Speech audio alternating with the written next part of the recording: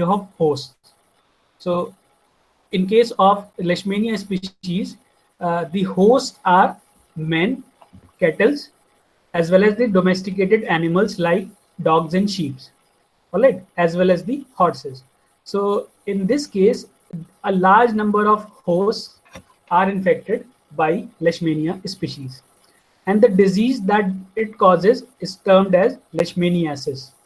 All right, and as far as the geographical distribution of this disease is concerned, Leishmaniasis occurs in India, in the China regions of China, parts of African countries and the Mediterranean countries, as well as South American nations. So quite a bit of geographical Leishmaniasis, and it is an intracellular parasite that lives in the leukocytes or the organs of the reticuloendothelial system.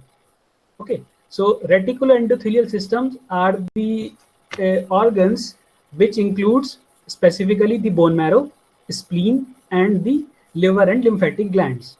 So इन सब के जो reticuloendothelial sales हैं उनके अंदर लेशमीनिया डोनोवेनाई का infection होता है. All right, and in case of blood, the leukocytes are the major target.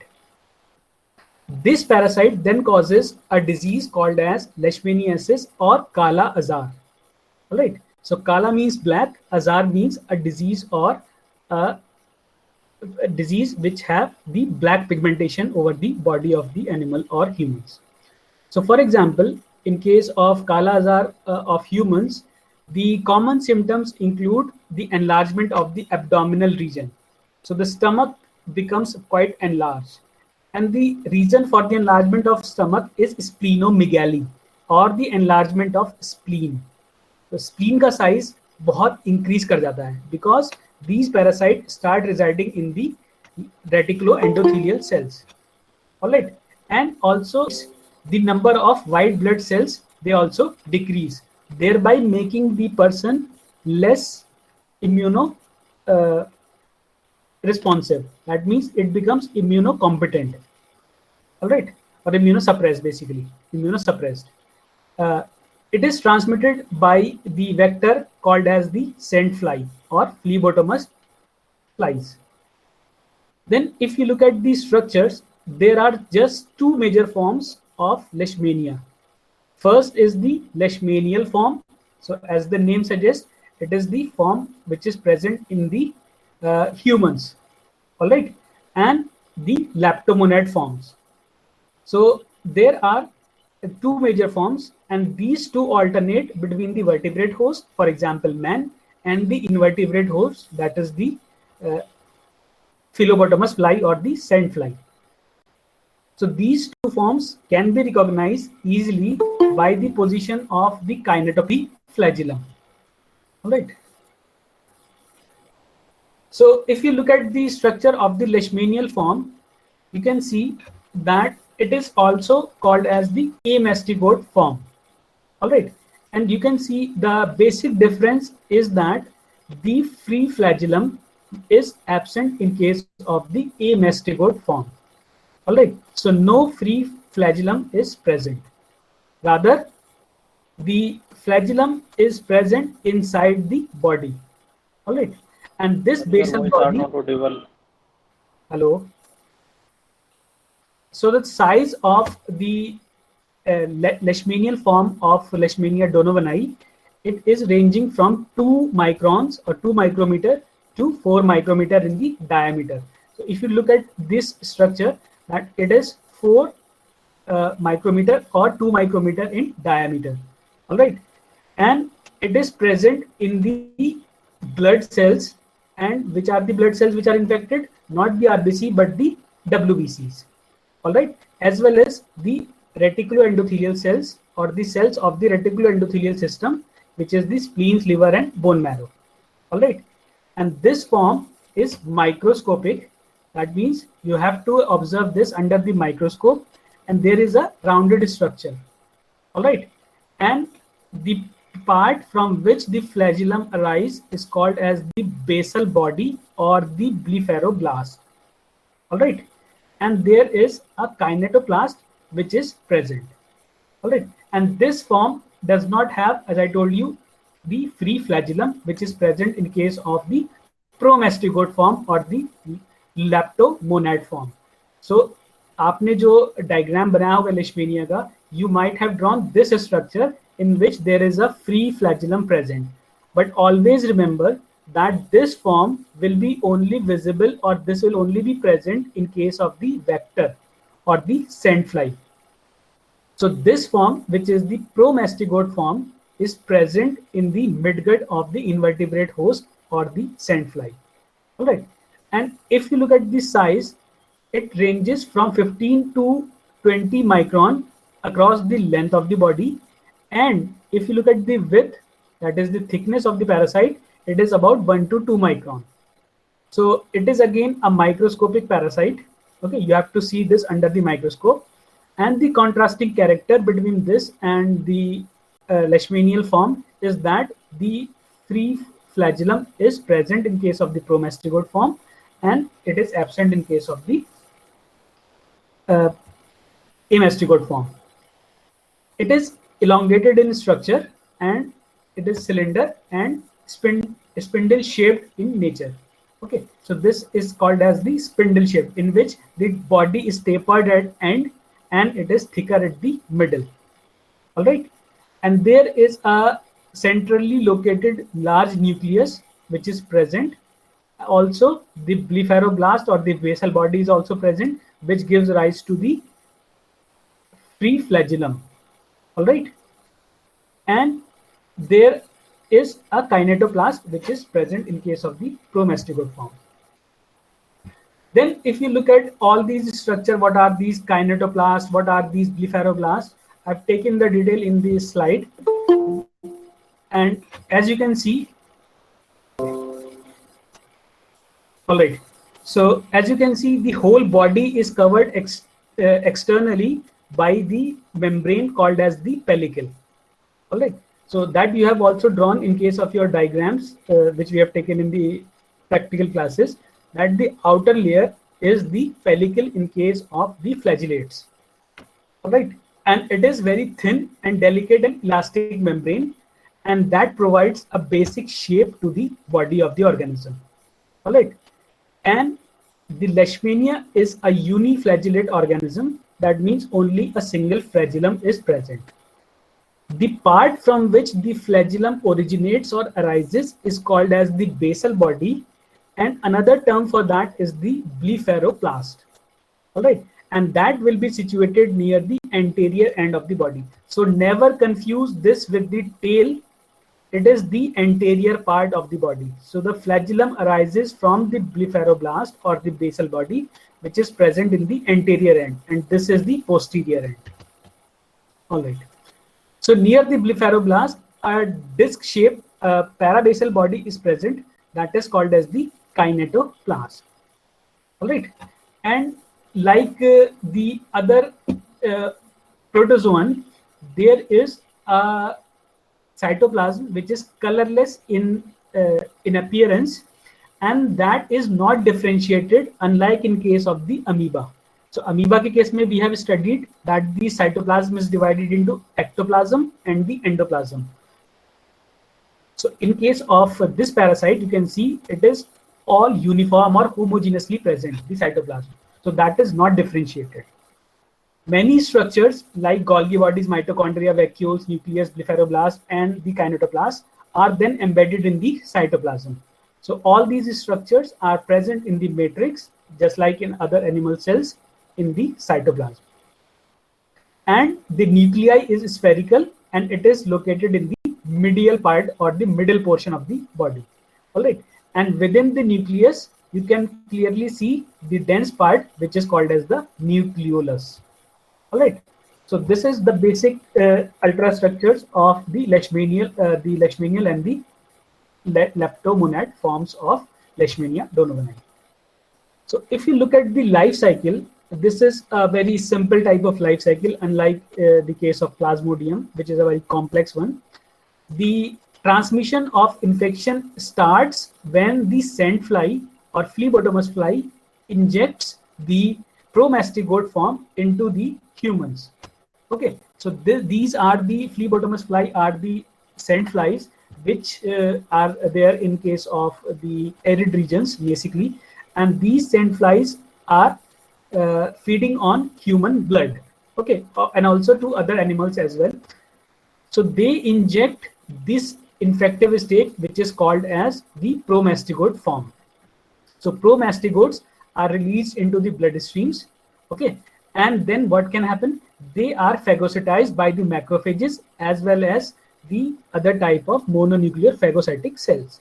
So phagocytic cells are basically the immune cells, okay. So these immune cells, they engulf these parasites, okay, and within the macrophages and other mononuclear cells, or even in case of the leukocytes, WBCs के अंदर, these promastigodes, they transform themselves into the amastigode form.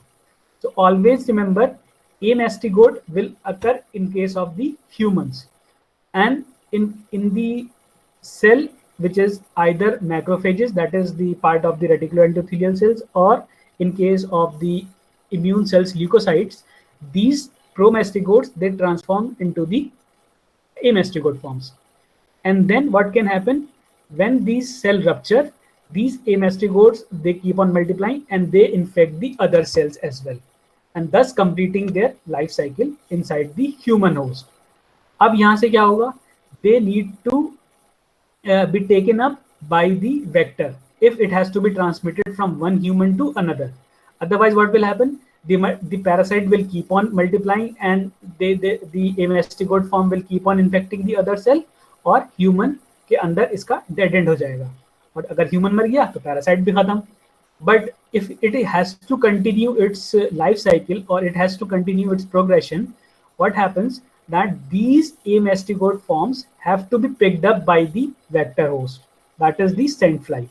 So scent fly, again, it takes the blood meal from the human host which is infected and pick up the amastigode form. So amastigode forms are infective stage to the scent fly, and promastigode are the infective stage to humans. Just remember that. What happens inside the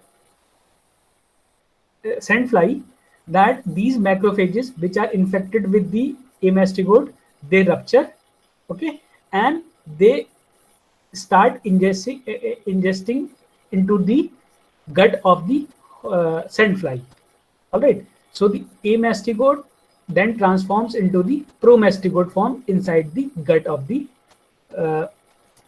scent fly or the vector. All right. And there it divides and migrates to the proboscis, okay, and from proboscis it can be injected directly into the human host. So simple life cycle, only two forms are there, promastigodes and the amastigode forms, and switching of promastigodes to amastigodes occurs from one host to from one vertebrate host to another invertebrate host. All right, so this is quite a simple type of life cycle of Leishmania donovani.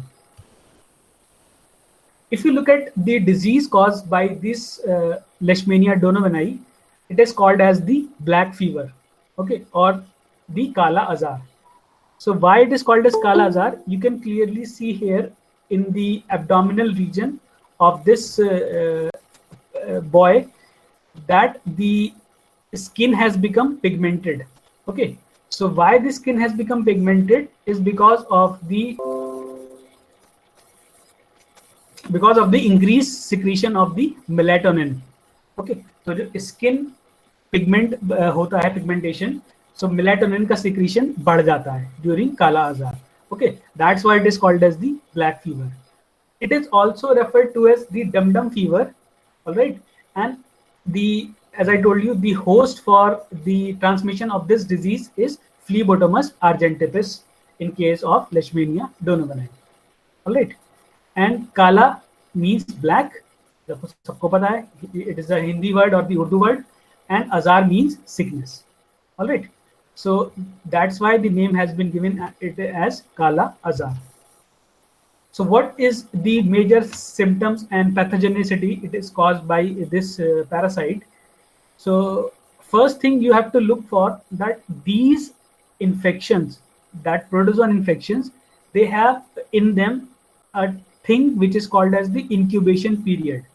That means when the infection enters the body, it is not like that you become ill instantaneously. अगर suppose करिए हमारे हाथ cut जाता है, if we get wounded, alright, so we feel the pain instantaneously, we start bleeding, we see the effects, alright. Or if somebody is having some sort of stroke, or if somebody is having some sort of headache or any other thing, so he or she feels that instantaneously. But in case of various pathogenic disease, parasitic diseases, there is a period in which the person or the host does not feel anything is wrong in their body. So he or she will think that she is okay or he is okay, no problem is there inside the body, but the parasite is there inside the body and it is causing its effect. All right, and this type of period is called as the latent period or the incubation period. So always remember, in books you will find two different terms. Some authors use the word latent period, okay, some use the word incubation period. So both refers the same, that in those the time in which the effect is not felt by the host is called as the incubation period. Okay, and in case of the Leishmania donovani, it is a very long incubation period, and that can vary from 3 to 6 months or maybe up to a couple of years. So 2 साल तक आपके अंदर infection present होगा, but you won't find any symptoms or you won't find any pathology inside the host. Okay, so they have a very long incubation period. So the early symptoms of the dum-dum fever start again after 3 to 4 months inside the body. The symptoms first appear. So what are the first symptoms? What do you feel? You feel swelling in your body. The temperature of the body rises, feverish feel करेंगे, and the enlargement of the organs. All right. And the major organs which are affected are basically the spleens and livers. So spleen or liver, they will become enlarged, and because of that enlargement, the stomach will, or the abdominal cavity will swell. All right. And these symptoms are then followed by general weakness and anemia. So why you feel general weakness? Because your immune system is compromised. All right. So you are getting invaded by various pathogens. Bacterial infection भी होंगे आपको, fungal infection भी होगा. So ultimately you will feel weak. All right. And also the darkening of skin is there inside the body. So that's why it is termed as Kala Azar. And when it is in the advanced stage of the infection, what happens? Then the skin becomes completely dry. Okay, the skin becomes as if it is having, the water has been almost lost. तो complete dryness हो जाएगी, जैसे हमारे कभी-कभी गर्मियों में lips बिल्कुल dry हो जाते हैं. Okay, the skin start peeling off. So same is the case with the advanced stage. The whole body becomes dryish. Okay, rough and dark pigmentation is there over the body, and hair become brittle. So you touch the hair and they will fall off. Okay, so the hair become very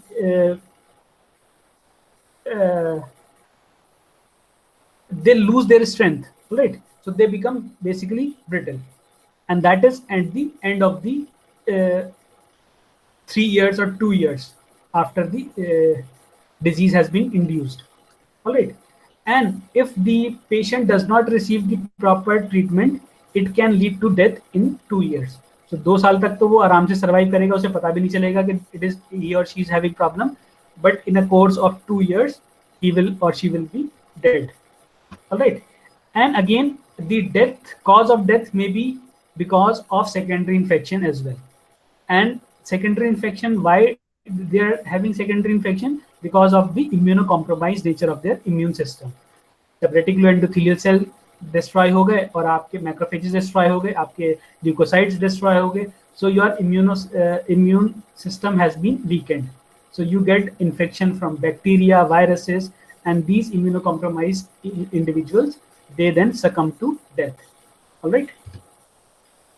Another thing to look for is that there is something called as the post Kala Azar dermal leishmaniasis.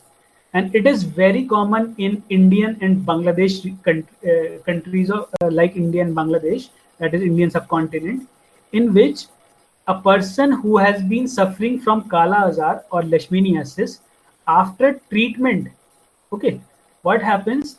He or she, after 1 year or even after few months, they start developing pigmentation over the body, and that is called as macular rash. All right. So macular rash, in this, the body is not raised and only the depigmentation occurs. The pigment is lost. You can see these spots or patches are present all over the back. Okay. It can occur over the face, neck, or any other region. All right. So this is called as basically the macular rash. All right. Then another type of rash which is present is called as the papular or the nodular rash. So you can also see the nodes formation. So just like जैसे कि दाने से निकल आते हैं, so the nodes are formed, and these only occur post leishmania infection. So काला आजार होगा पहले, उसके बाद ये डेवलपमेंट होंगे. All right. And it occurs mainly in the East African countries and the Indian subcontinents, and it ranges from 5 to 10% in the patients that have been reported with Kala Azar. So first, these infected patients, they suffer from leishmaniasis, and then they suffer from post-Kala Azar dermal leishmaniasis. So it is a very deadly disease. And how much time it takes to develop? It takes around 1 year or 6 months after the Kala Azar has been cured. Okay, so the patient goes home after treatment or whatever, and he feels okay, he or she feels okay. But then, because what happens, that these parasites, they remain inside the reticuloendothelial cells, and they can act as the source for again the fresh infection to others, as well as start the post-Kala Azar dermal leishmaniasis. All right. So this was about the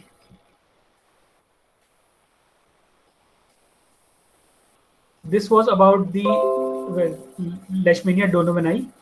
Second protozoan we have to discuss today, and this is the last protozoan for today's class, that is Entamoeba histolytica. So Entamoeba histolytica सबने पढ़ा होगा कि it causes amoebiasis in the humans. So as you know that there are a number of species of Entamoeba, and some of them are pathogenic and most of them are non-pathogenic. So pathogenic forms of the Entamoeba include the Entamoeba histolytica. All right. And example of a non-pathogenic form of amoeba is Entamoeba coli. ठीक है, जो कि हमारे elementary canal में present होता है. So that is another form of Entamoeba, but that is not pathogenic. It does not cause any harm to the humans.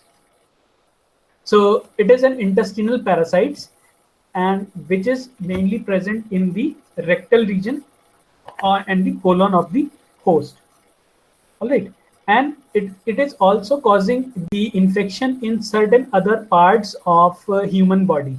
So it is not only associated with the alimentary canal, that is the intestine, colon specifically, but it is also having infection to other parts like liver.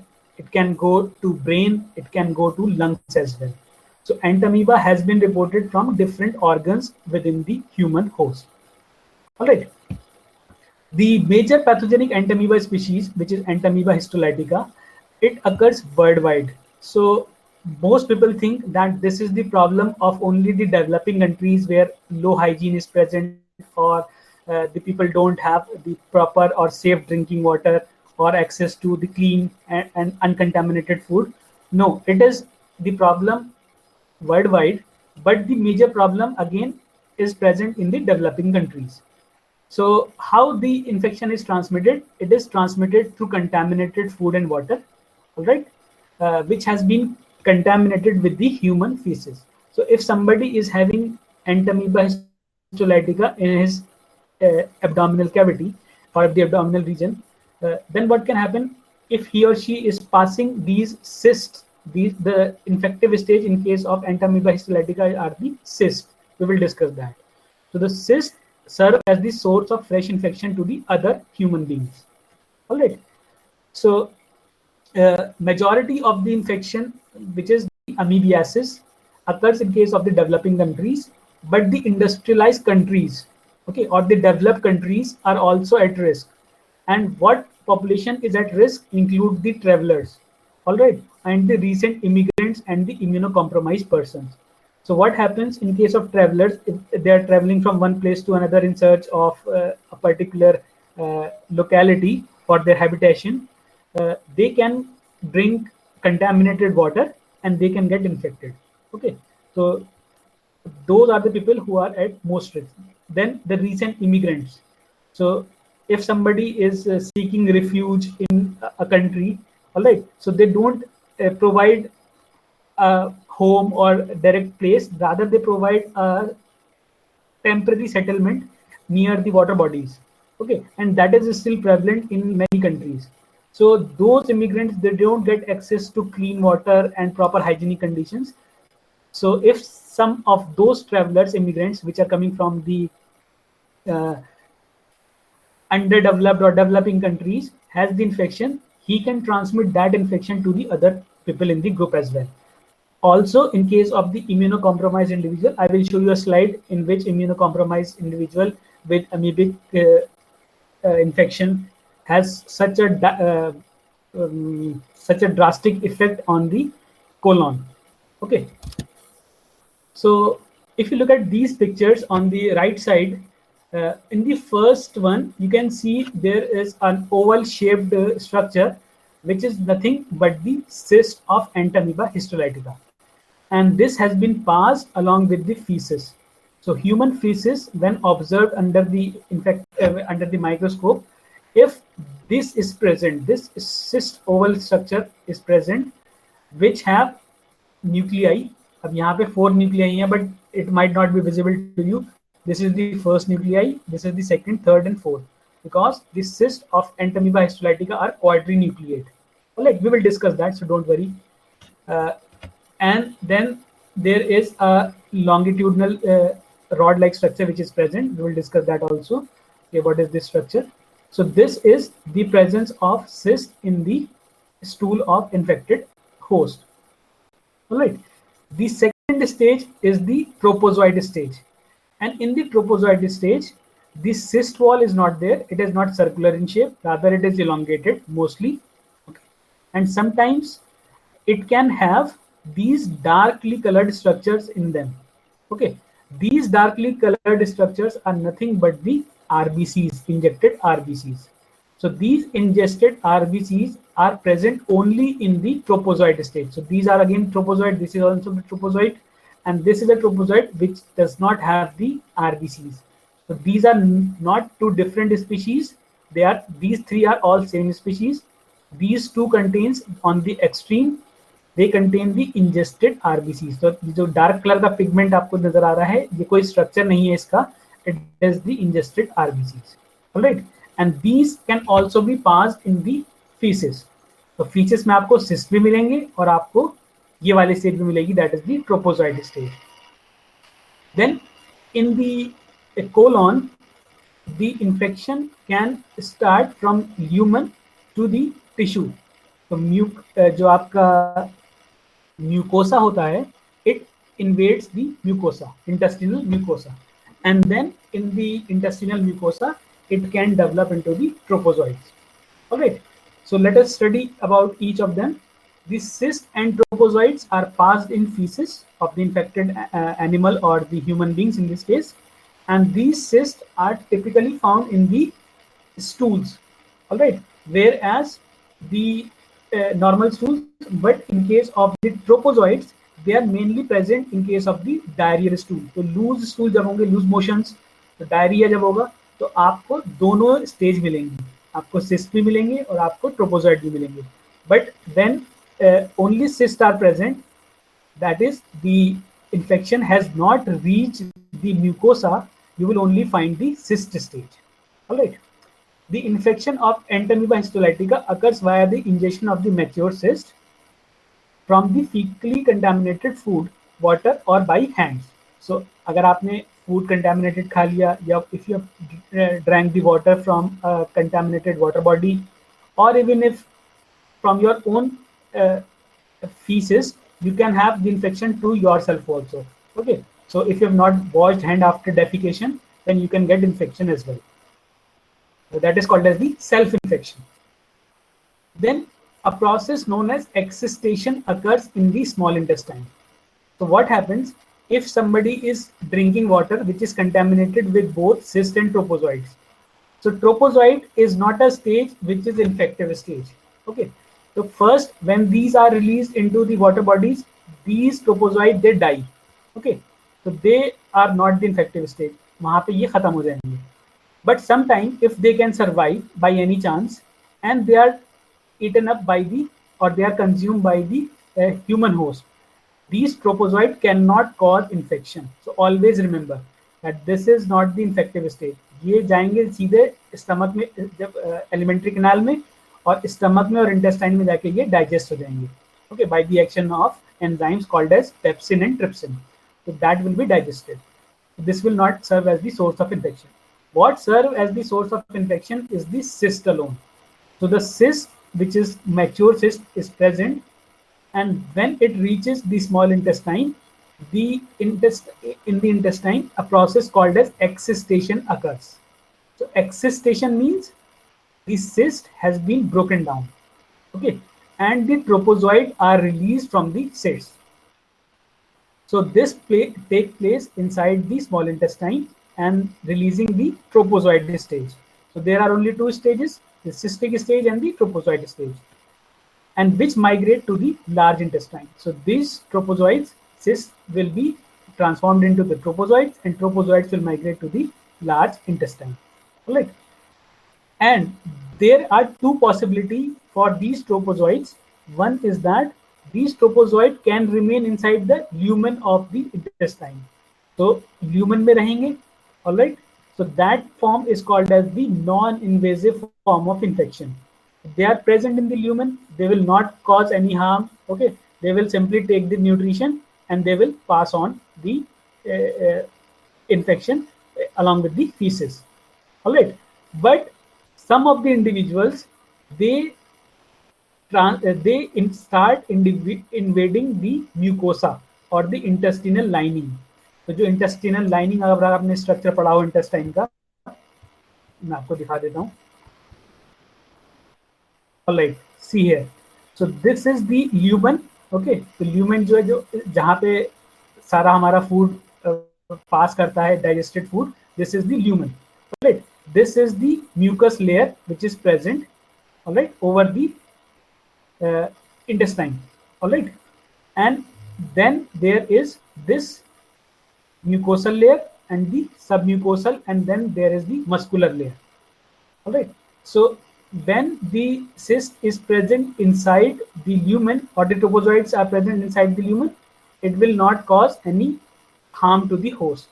All right, and that is called as asymptomatic infection. तो जैसे Covid के case में भी आप सुनते होंगे asymptomatic cases, that means they don't have any symptoms, वो feel ही नहीं होगा उन्हें. Okay, and in case of these tropozoites, when they enter into the mucosa, okay, and then they start invading the cells of the mucosal lining, they become the invasive stage or the pathogenic stage, or this is called as the colitis. All right, so we will discuss that. Coming back to the life cycle. So first, non-invasive infection, in which the tropozoite remain inside the intestinal lumen. It is called as the non-invasive infection, and they serve as the carrier for the infection, and they are the asymptomatic carriers. All right. Then comes the invasive phase, in which the tropozoite invades the intestinal mucosa. तो ये जो है intestinal mucosa के अंदर present है, देखिए. Okay, these are the mucosal cells, and this is called as the intestinal disease or intestinal colitis. All right, or they can reach the blood vessels, and by infecting the blood vessel, they can reach the organs such as liver, brain, lungs, etc. So that is called as the extra intestinal disease. मैंने बताया था कि सिर्फ intestine या alimentary canal ही नहीं आपका इससे affect होता, the other organs are also affected. Then the multiplication by binary fission occurs in case of the tropozoites, and they then start producing the cyst. And both these cysts and tropozoites are passed in feces. All right.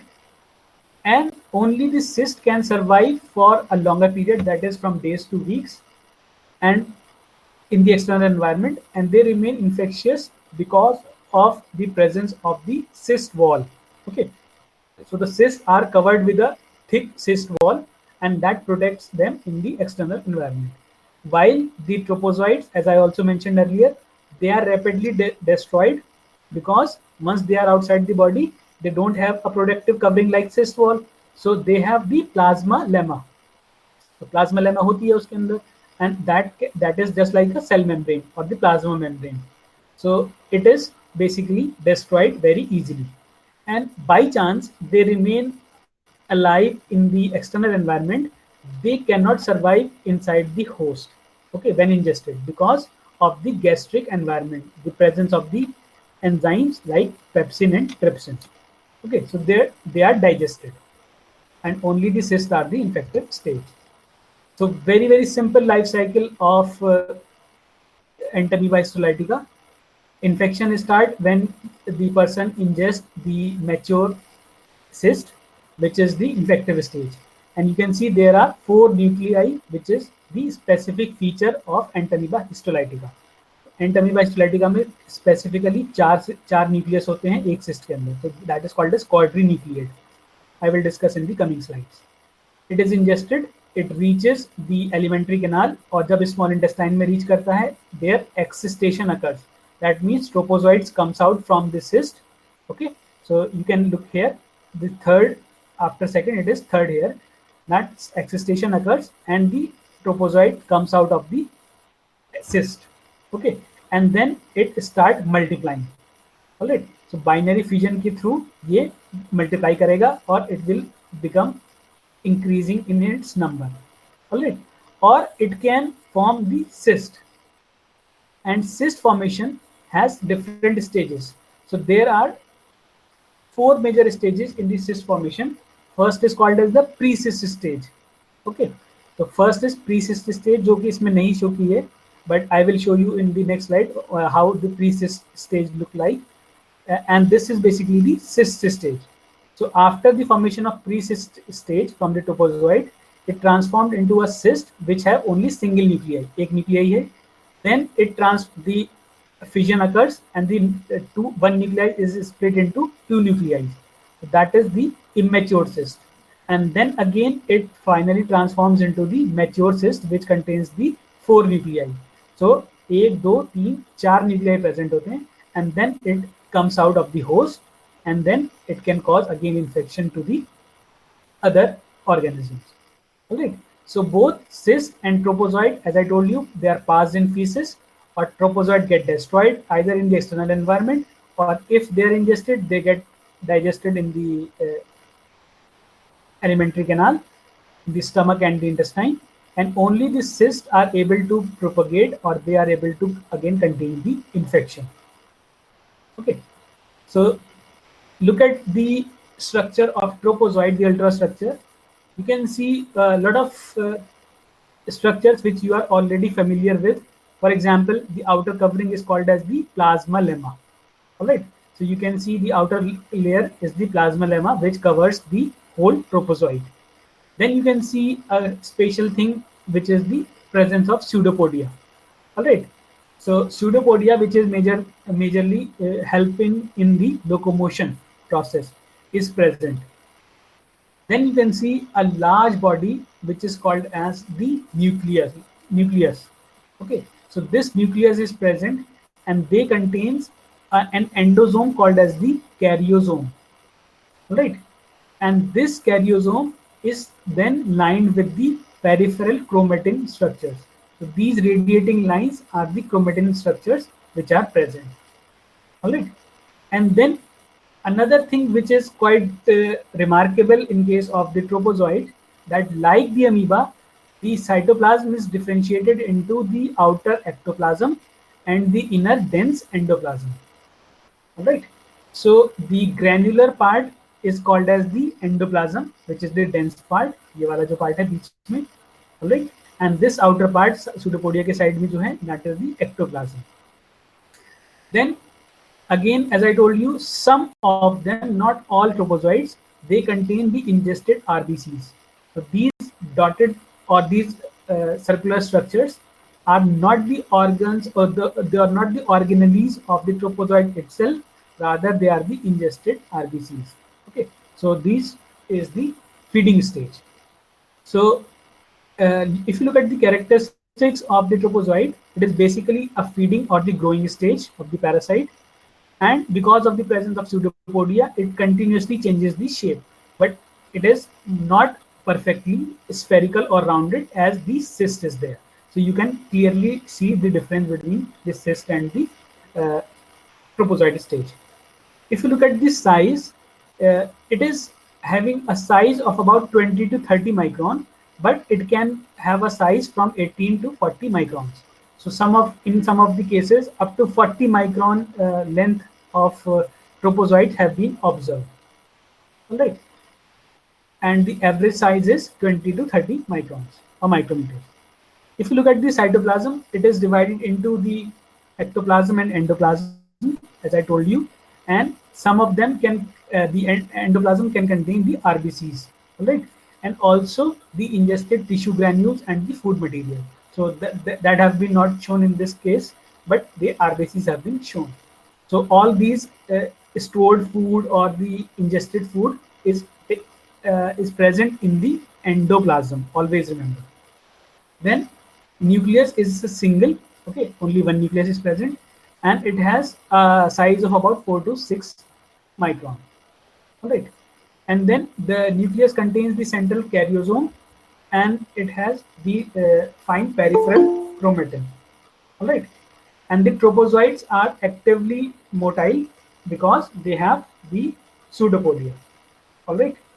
So can you tell me what are karyosomes? कोई बता सकता है? What are karyosomes?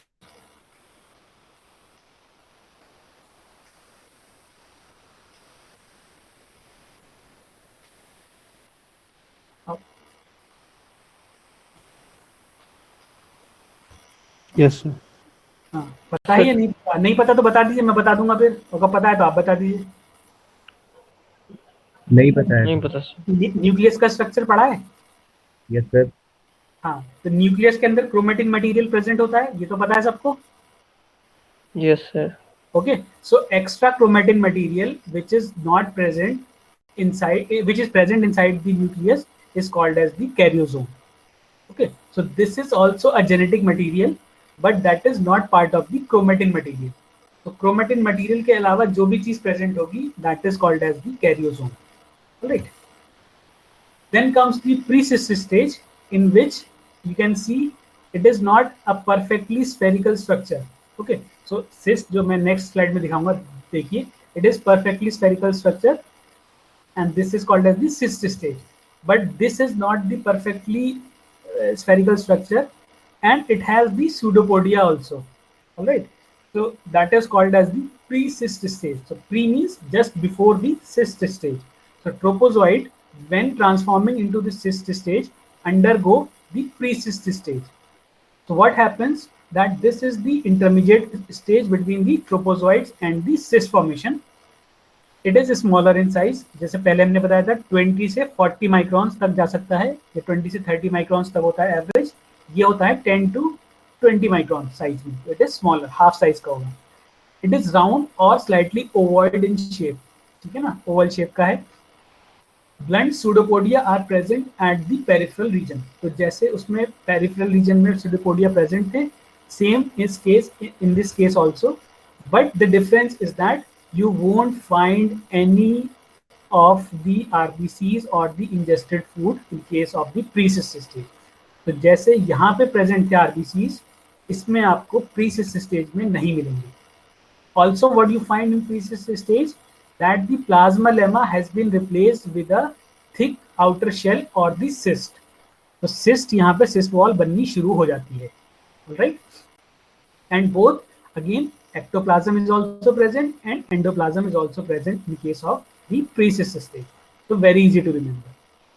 Then after the pre-cyst stage, these transform into the cyst stage. All right. And cyst में मैंने बताया कि there are immature cyst and the mature cyst. So first type of cyst which is formed in case of the Entamoeba histolytica are the uninucleate cysts.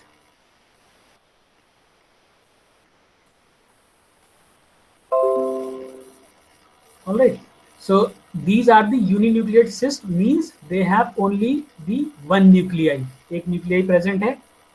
Then it transforms into, it undergoes binary fission nucleus, or it transforms into two nuclei, and then it divides again to split into four nuclei. So the mature cyst contains four nuclei, all right, and it contains only a single chromatid body, all right. So जब यहाँ पर आप देखेंगे first uninucleate में there are two chromatoid bodies present. Okay, so this is the major identifying character of Entamoeba histolytica. It will contain single chromatid body. जैसे मैंने आपको first diagram में दिखाया, यहाँ पर सिंगल क्रोमेटेड बॉडी प्रेजेंट है और चार सिस्ट, चार न्यूक्लियाई है. इसमें विजिबल नहीं है इतना क्लियरली, बट यहाँ आप डायग्राम में देखें so it is there that four nuclei are present. Again, the cytoplasm is there and it is not differentiated into ectoplasm, endoplasm, only cytoplasm is there, and outer covering, which is the cyst wall, is present. Right. So it is basically the infective stage of Entamoeba histolytica. That means infection can occur from the host. इसमें कोई vector तो हमने पढ़ा नहीं, कोई vector नहीं होता, कोई ट्रांसमिटिंग एजेंट नहीं है, इसमें कोई दूसरा होस्ट इन्वॉल्व नहीं है. सिंपल एक ह्यूमन बीइंग से दूसरे ह्यूमन बीइंग में इन्फेक्शन ट्रांसमिट होता है. So the transmitting stage is only the cyst, not the propozoid. If you look at the shape, it is round or oval in shape, and because it is circular or it is round in shape, it has a diameter of about 12 to 15 microns. Across the ends, you can see, or across the circumference, you can see the diameter is about 12 to 15 micrometer. So if you look at the size from propozoid to pre-cyst to cyst, the size is keep on decreasing. Right, यहाँ पे कितना था 20 से 30 average, यहाँ पे कितना है 10 से 20, और यहाँ पर हो गया 12 to 15. So the cyst wall is shrinking. Okay, so it makes them compact, और compact होने की वजह से they occupy less space, okay, and they can be easily transmitted. That is the reason why their size is decreasing. All right. There is a highly retractable membrane called as the cyst wall, and the cyst wall is resistant to digestion. Also, it is resistant to the external environment. तो जब ये पास होंगे faeces में, तो आपके या तो faeces आपके पॉन्ड्स के पास जाएंगे या आप वेजिटेशन के पास करेंगे.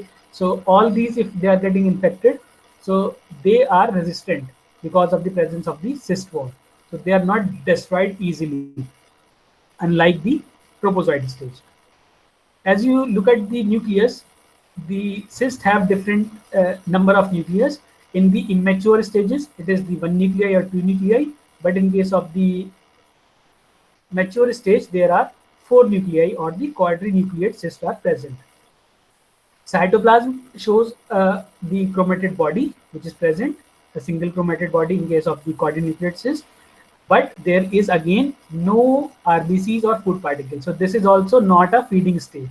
So only feeding stage is the propozoid stage.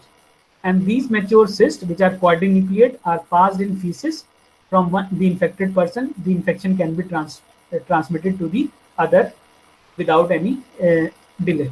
All right. So simply mature cyst खाएगा वो, और without any development in water or in outside environment, it can cause infection. तो एक दिन या एक घंटे पहले भी अगर infected human being ने stool pass किया या अपना transmit किया, so it can cause infection in the next hour.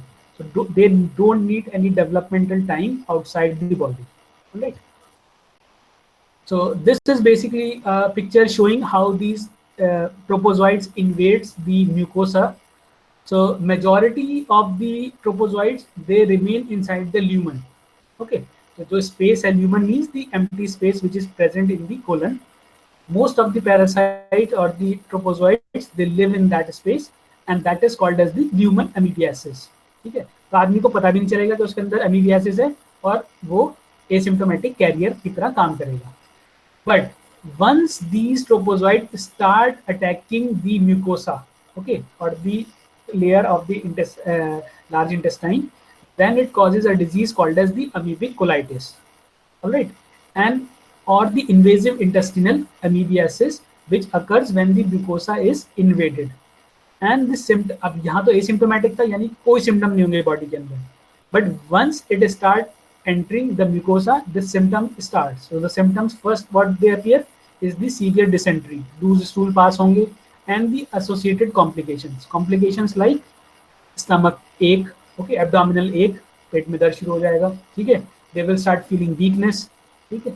जब lining destroy हो जाएगी, तो food will not be absorbed easily, okay. So the person will feel weak.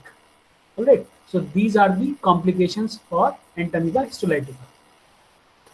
This is the histopathology or the tissue sections of the intestinal mucosa. Here you can see on the left hand side, it is the control one. Control means without infection. Normal human being का intestinal mucosa अगर आपका cells देखें, so it looks like this. All are compactly arranged, okay, and you can clearly see the nuclei are present. Right? But when you see the infected person, you can see that inside these cells, what happens? They have been invaded with the tropozoites. So these tropozoites, जो आपको नजर आ रहे हैं, these are nothing but the tropozoites of Entamoeba histolytica. They have invaded the intestinal mucosa.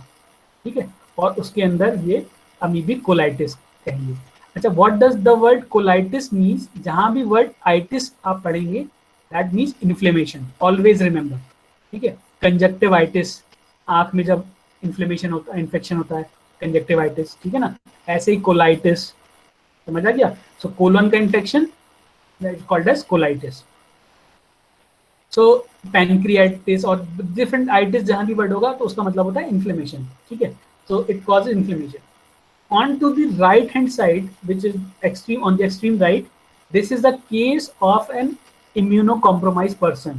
ठीक है, तो मैंने बताया था कि immunocompromised person में इसका इफेक्ट बहुत ज्यादा होता है अमीबा का. ठीक है, so you can see whole of the mucosal structures have been destroyed basically. ठीक है, बिल्कुल खत्म सा कर दिया है, and lot of damage have been there in case of immunocompromised person. So this is a histopathology section which has been taken from a patient suffering from HIV. तो human immunodeficiency virus HIV जो होता है, जिससे कि कौन सी बीमारी होती है? HIV से कौन सी बीमारी होती है? AIDS. Good. So HIV causes AIDS. So you can see these arrow, जहाँ arrow लगाए, these are the tropozoites.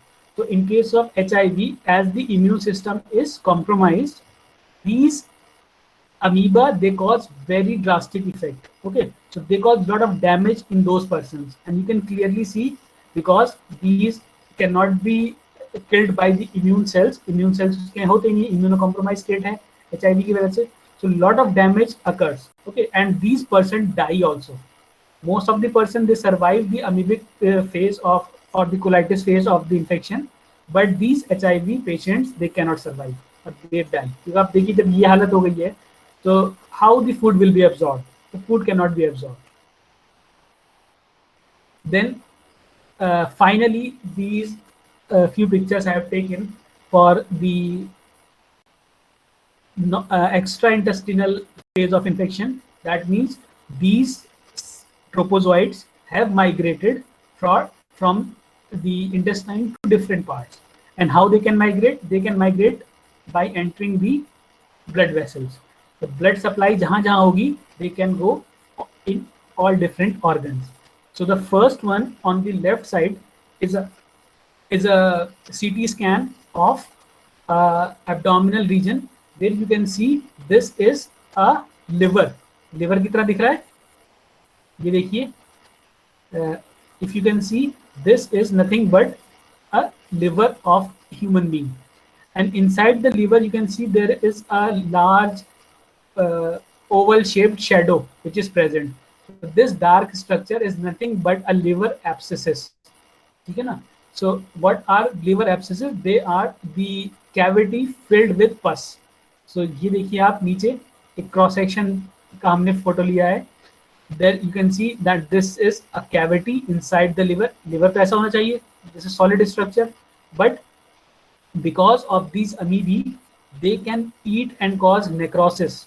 Okay, damage they can cause, and they form a cavity, hollow cavity, which is filled with pus. अब इसमें आपको शायद नजर आ रहा हो. It is a fluid-like structure, which fluid-like thing which is present, and that is called as pus. तो pus cells जो हैं वो pus secrete करेंगे यहाँ पर, and then this becomes a fluid-filled cavity, and that can be seen in case of this CT scan of the liver. All right. So that causes liver abscesses first. Then it can migrate to the to the lungs regions. Okay. So lungs में यहाँ पर हमने X-ray का एक diagram, एक figure लिया है, in which you can see on the left side this is the normal lung. ठीक है. तो chest का X-ray जब आप कराते हैं, you find this is the normal lungs, okay, which are there, and this is the right lung and this is the left lung. And you can see there is something which is having a hazy structure here. This is nothing but the heart. So heart कहते हैं ना, it is slightly towards the left side. So because of the presence of heart, this lung has a shadow over it. Okay, it's not like it has been damaged. Okay, so always in case of normal X-ray, you will find a typical X-ray of chest like this, where the lungs, normal lungs, are black, shaded with dark color. Okay, and there is heart towards the left side. ये तो आपको पता ही होगा कि आप इसको, ये जब हम एक्सरे पढ़ते हैं तो this side is the right side of the individual, क्योंकि वो ऐसे खड़ा होता है ऑपोजिट साइड में. तो आप इमेजिन करिए कि आपके सामने से पर्सन खड़ा है, उसका आपने एक्सरे लिया. So this becomes the right side and this becomes the left side, and heart is present on the left side, tilted. तो जो उसका ventricles हैं वो थोड़े से tilt होते हैं towards the left side. It is situated in the medial side. Heart. So you can see in case of amoebic infections that sometimes on the right side itself, there you can see that the lung has shown to become whitish in color. Okay, and here also you can see in the middle part the lung has lost its normal architecture.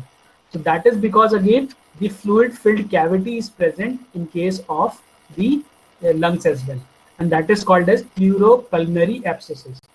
Okay, so pulmonary referring to the lungs region, and pleuro means to the pleural, that is the layer covering the outer layer of the lungs. ठीक है ना.